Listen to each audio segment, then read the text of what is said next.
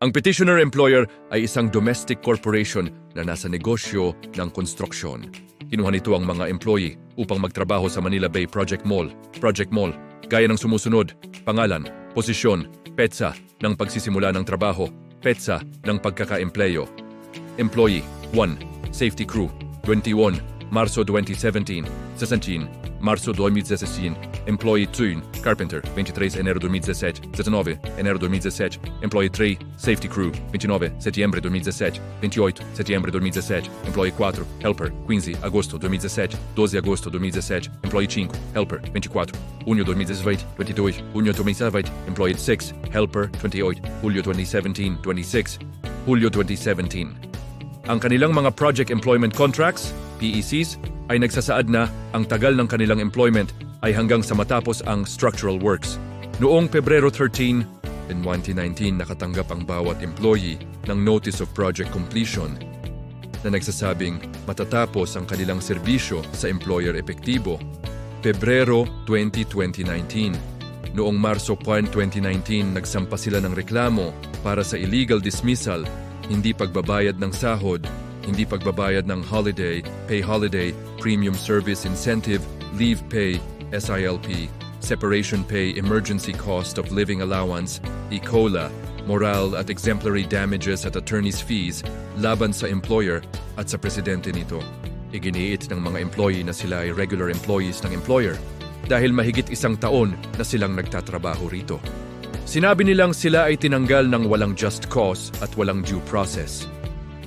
Ipinrotesta nila ang Notice of Project Completion dahil ang Project Mall ay patuloy pang ginagawa at ang employer ay patuloy pang kumukuha ng mga manggagawa. Nagpakita sila ng 4 na accommodation letters na nagpapatunay na ang employer ay patuloy na kumukuha ng mga manggagawa para sa structural works ng Project Mall. At dahil dito, hiniling nila ang pagbabayad ng back wages at separation pay kapalit ng reinstatement. Dahil sa strained relations sa pagitan ng mga partido bunga ng pagsasampa ng kaso. Humiling din sila ng pagbabayad ng SILP, holiday pay, 13th month pay, moral at exemplary damages at attorney's fees. Employer sinabi na wasto ang pagtanggal sa mga employee matapos ang structural works sa Project Mall. Ayon dito, alam ng mga employee na project-based ang kanilang trabaho. Nagsumite rin ang employer ng report sa DOLE tungkol sa termination. Itinanggi ng employer ang paratang na hindi sila nabayaran ng sahod at benepisyo at iginiit na hindi ito mananagot sa damages at attorney's fees. Sa halip, hiniling pa ng employer na papanagutin ang mga employee sa damages dahil sa walang basehang kaso. Pasya ng Labor Arbiter, LA. Itinuring ng LA na ang mga employee ay project employees ng employer batay sa kanilang project employment contracts, PECs, at sa mga palatandaan ng project employment sa ilalim ng Department Order No. 19, Series of 1993. Nakasaad sa PECs na ang kanilang employment ay hanggang sa matapos lamang ang structural works. Sumunod din ang employer sa reportorial requirement ng DO No. 19. Mga claim, ipinagkaloob ng LA ang holiday pay at SILP dahil nabigo ang employer na patunayan na ito ay nabayaran. Itinanggi ang claim para sa 13th month pay dahil ipinakita sa payroll na nabayaran na ito. Itinanggi rin ang claims para sa overtime pay, holiday premium at attorney's fees dahil walang sapat na batayan. Apela sa NLRC, nagsampa ng partial appeal ang mga employee. Sa desisyon ng NLRC noong Hulyo 30, 2020, bahagyang pinabura ng apela at binago ang pasya ng LA, kung saan inatasan ng employer na magbayad pa ng attorney's fees sa mga employee. Pasya ng Court of Appeals, CA. Bahagyang pinaboran ng CA ang petisyon ng mga employee. Idineklara ng CA na ang mga employee ay illegally dismissed mula sa kanilang trabaho. Sa simula, sinabi ng korte na walang duda na ang mga employee ay project employees. Ang Labor Arbiter, LA, NLRC at Court of Appeals, CA, ay nagkasundo na naroon ang mga rekisito ng project employment na 1. Ang employee ay inatasang gumawa ng isang tiyak na proyekto o gawain. 2. Ang tagal at saklaw ng trabaho ay malinaw na nakasaad sa oras ng pagkuha. 3. Mayroong aktwal na proyekto na isinagawa. Una, ang mga employee ay naitalaga bilang safety crew, helper, at carpenter sa structural works ng Project Mall. Ikalawa, sila ay sapat na naipaalam tungkol sa tagal at saklaw ng kanilang employment sa oras ng hiring. Maliban sa petsa ng pagsisimula na magkakaiba, pare-pareho ang nakasaad sa kanilang PX na ang employment ay matatapos kasabay ng pagtatapos ng structural works ng Project Mall. Ang mahalagang bahagi ng PEC ay nagsasaad. Maliban kung ang project employee ay natanggal dahil sa anumang just or authorized cause na isinasaad ng Labor Code ang project employment contract na ito ay matatapos kasabay ng pagtatapos ng structural works project. Ikatlo, walang pagtatalo na umiiral ang Project Mall at ang mga employee ay kinuha para sa structural works phase. Ang factual findings ng LA at NLRC na kinumpirma ng CA ay pinal at konklusibo para sa korte. Matagal nang itinatag ang patakaran na ang employer ang may pananagutan na patunayan ang pagiging balido ng termination ng employment. Para sa regular employment, dapat ipakita ng employer na ang employee ay tinanggal dahil sa just cause o authorized cause. Para sa project employment, dapat ipakita ng employer na ang dismissal ay dahil sa pagkumpleto ng proyekto o kontrata, maliban na lang kung ang employee ay tinanggal habang nagpapatuloy pa ang proyekto dahil sa just cause o authorized cause.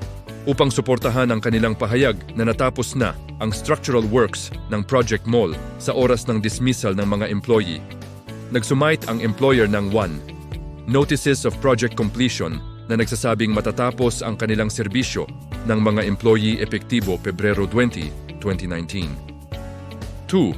Certificate of Final Acceptance mula sa General Contractor na nagsasaad na ang aktwal na pagtanggap ay Pebrero 21, 2019 at saklaw lamang ang Lot 1, Phase 1 Structural Works. 3. Establishment Employment Report, EER, na isinumiti sa DOLE na nagsasabing ang pagbawas ng manggagawa ay dahil sa project completion. 6 na manggagawa ang apektado. Ngunit, ayon sa korte at sang-ayon sa CA, hindi sapat ang mga dokumentong ito upang patunayan na natapos na ang buong structural works ng Project Mall noong Pebrero 20, 2019. Nabigo ang employer na patunayan na ang mga employee ay nakatalaga lamang sa Lot 1, Phase 1 ng structural works. Ang kanilang PCs ay malinaw na nagsasaad na sila ay kinuha para sa structural works nang walang espesipikong limitasyon sa lot o phase. Dahil dito, ligtas na ipalagay na ang PEC ay tumutukoy sa kabuuang structural works ng Project Mall. Kung limitado lamang sa isang bahagi, dapat nakasaad iyon sa kontrata. Sa halip, ang Certificate of Final Acceptance ay tumutukoy lamang sa pagkumpleto ng Lot 1 Phase 1 Structural Works. Ang pagsusumite ng employer ng Establishment Employment Report, EER, ay hindi sapat na patunay na ang employment ng mga employee ay natapos dahil sa project completion. Sa kasong Carpio vs. Modair Manila, Comer Leltidior, Inquis, binigyang diin ng korte na ang pagsusumite ng termination reports sa Dole Field Office ay maaari lamang ituring bilang indikasyon ng project employment. Kasunod nito, tinutulan ng employer ang paggamit ng CA sa accommodation letters na iniharap ng mga employee. Ayon sa employer, ang mga sulat ay simpleng photocopies lamang at walang kasamang affidavit mula sa mga manggagawang sinasabing tinanggap para sa structural works ng Project Mall. Hindi kumbinsido ang korte. Sa mga kasong paggawa, ang mga teknikal na patakaran sa ebidensya ay hindi mahigpit na ipinapatupad. Bukod pa rito, hindi itinanggi ng employer na ito mismo ang naglabas ng naturang accommodation letters. Ang accommodation letters ay nilagdaan ng human resource assistant ng employer at ng manggagawang nakapangalan sa sulat. Sa 4 na sulat, 2 ay may petsang Pebrero 6, 2019, isa ay Pebrero 8, 2019, at isa ay Pebrero 20, 2019. Ang parehong araw na tinanggal ang mga employee dahil umano sa pagkumpleto ng structural works ng Project Mall. Ang ika-4 na sulat ay nagsasaad na magsisimula ang isang manggagawa bilang helper sa Pebrero 22, 2019. Hindi ipinaliwanag ng employer kung bakit patuloy pa itong kumukuha ng manggagawa matapos ang sinasabing completion ng structural works. Kahit hindi isaalang-alang ang accommodation letters, pareho pa rin ang resulta. Nakasad sa peaks ng mga employee na sila ay kinuha para sa buong structural works ng Project Mall at hindi lamang para sa Lot 1 Phase 1. Dahil dito, nabigo ang employer na patunayan na ang termination ng mga employee ay dahil sa pagkumpleto ng proyekto and monetary entitlements ng mga employee. Dahil tinanggal ang mga employee habang nagpapatuloy pa ang proyekto, magiging legal lamang ang dismissal kung ito ay dahil sa just cause o authorized cause. Walang sapat na ebidensya na ang termination ay may valid na dahilan. Ayon sa Section 33B ng DO No. 19. Kung hindi pa tapos ang proyekto o phase ng proyekto at tinanggal ang employee ng walang just cause o authorized cause at walang patunay na hindi maayos ang kanyang serbisyo, may karapatan ang project employee sa reinstatement na may back wages sa dating posisyon o katumbas na posisyon. Kung hindi na posible ang reinstatement, may karapatan ang employee sa kanyang sahod para sa natitirang bahagi ng kasunduan. Pasya ng korte. Tama ang naging utos ng CA na 1. Ibalik ang mga employee sa kanilang dating posisyon nang walang pagkawala ng seniority rights kung ang proyekto ay nagpapatuloy pa. 2. Imbayaran sila ng back wages mula Pebrero 20, 2019 hanggang sa kanilang reinstatement o hanggang matapos ang structural works ng Project Mall. Pagbabago sa separation pay. Ang award ng CA para sa separation pay ay dapat baguhin. Ayon sa Section 33B ng DO No. 19. Kung hindi na posible ang reinstatement, ang employee ay may karapatan lamang sa sahod para sa natitirang bahagi ng kasunduan, unexpired portion. Hindi mula sa oras ng hiring hanggang sa completion ng proyekto, gaya ng ipinagkaloob ng CA. Sa kasong ito, dapat bayaran ang mga employee ng sahod para sa natitirang bahagi ng kanilang PECs na matatapos kasabay ng completion ng structural works ng Project Mall. Ang employer ay maaaring magpatunay nito sa pagbabalik ng kaso sa labor arbiter. Sa kasong ito, nakita ng korte na ang dismissal ng mga employee ng employer ay isang sinadyang kilos ng masamang loob, bad faith, tulad ng binigyang diin ni Associate Justice Henry Jean-Paul B. Inting. Habang tinatanggal ng employer ang mga employee sa ilalim ng dahilan ng project completion, ang Human Resources Department nito ay sabay na naghahanap ng kanilang kapalit.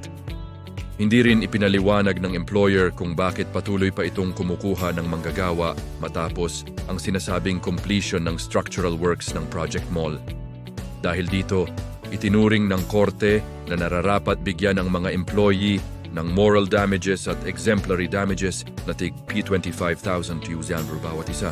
Sa kabilang banda, binura ng korte ang award ng CA na 30,000 Puanjolonos nominal damages para sa bawat employee dahil walang sapat na batayan.